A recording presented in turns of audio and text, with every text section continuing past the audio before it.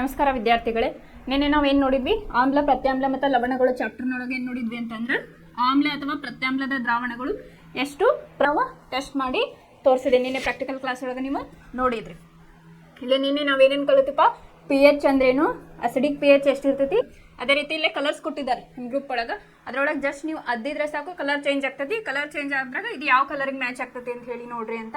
ನಾನು ಡಿಸೀಸ್ ಅಥವಾ ಏನೋ ಒಂದು ಐತಿ ಅಂತಂದ್ರೆ, ಏನೋ ಒಂದು ನೋವಾಗೈತೆ ಅಂದ್ರೆ ಅದಕ್ಕೆ ಅಲ್ಟರ್ನೇಟಿವ್ ನಮ್ಮ ಹತ್ರ ಒಂದು ಸೋರ್ಸ್ ಇರ್ತೈತೆ. ಹಂಗೆ ಈಗ ಜೇನು ನೊಣ ಕಡ್ದಾಗ ಏನಾಗ್ತದಪ್ಪ ಅಂದ್ರೆ ಅಡುಗೆ ಆಸಿಡ್ ಇರ್ತೈತಿ. ಜೇನು ನೊಣ ಕಡ್ದಾಗ ಏನಾಗಿರ್ತೈತಿ? ಆಸಿಡ್ ಬಿಟ್ಟಿರ್ತೈತಿ. ಅಂದ್ರೆ ಅದ್ರೊಳಗೆ ಆಸಿಡ್ ಇರೋ ಕಾರಣ ನಮಗೆ ಪೇನ್ ಆಗಿ ಉರಿ ಬರಕ್ಕೆ ಸ್ಟಾರ್ಟ್ ಆಗ್ತದೆ. ಇದನ್ನ ಕಡಿಮೆ ಮಾಡಕ್ಕೆ ನಾವು ಪ್ರತ್ಯಾಮ್ಲ ಅಡಿಗೆ ಸೋಡಾವನ್ನ ಇಲ್ಲಿ ಯೂಸ್ ಮಾಡ್ತೇವೆ ಅಂತ ಹೇಳಿ ಗೊತ್ತಾಯ್ತು. ಅದೇ ರೀತಿಯಾಗಿ ಇಲ್ಲೇ ತುರಿಕೆ ಗಿಡ ಏನೈತಲ್ಲ ಅದನ್ನ ಮುಟ್ಟಿದಾಗ ನಮ್ಗೆ ಕೈ ಕಡಿತೈತಲ್ಲ, ಅದನ್ನ ಸಾಲ್ವ್ ಮಾಡ್ಕೋಬೇಕಲ್ಲ. ಈಗ ನಾವು ನರಳೆ ಬೆಳೆಯುವ ಒಂದು ಕಾಡು ಸಸ್ಯ. ಈ ಪುಲ್ಲಂಪುರಿಚಿ ಮತ್ತೆ ಇನ್ನೊಂದು ಯಾವುದು ತುರಿಕೆ ಗಿಡ ಐತಲ್ಲ, ಎರಡು ಅಲ್ಲೇ ಬೆಳಿತಾವ ಕಾಡೊಳಗನ. ಅದ್ರೊಳಗೆ